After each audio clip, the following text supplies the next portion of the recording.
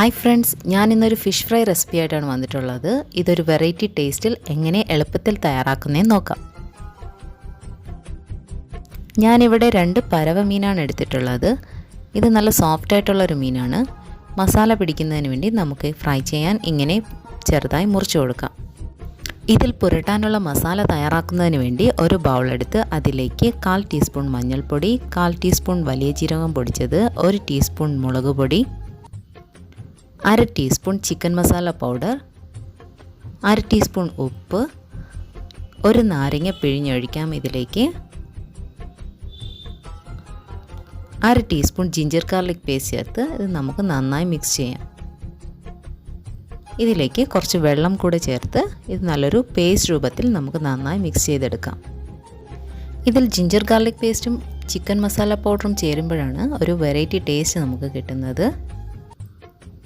നമുക്ക് ഈ മസാല മീനിൽ നന്നായി പുരട്ടി കൊടുക്കാം.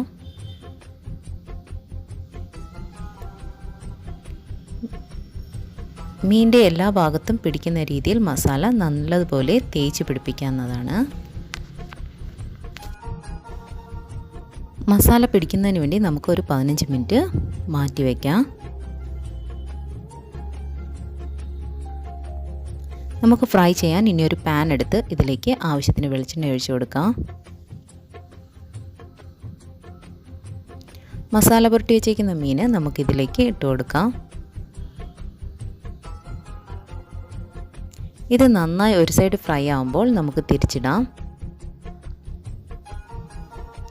ഇതിലേക്ക് 2-3 ഇതിൽ കറിവേപ്പില വെച്ച് കൊടുക്കാം. അങ്ങനെ നമ്മുടെ ഫിഷ് ഫ്രൈ റെഡി ആയിട്ടുണ്ട്.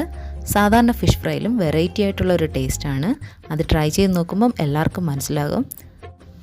തീർച്ചയായും എല്ലാവരും ട്രൈ ചെയ്യണം. ഇതിനെക്കുറിച്ചുള്ള അഭിപ്രായങ്ങൾ കമൻറ്റ് ബോക്സിലിടുക. ആദ്യമായിട്ടാണ് എൻ്റെ ചാനൽ കാണുന്നതെങ്കിൽ പ്ലീസ് ഒന്ന് സബ്സ്ക്രൈബ് ചെയ്യുക. വീണ്ടും കാണും വരെ നന്ദി.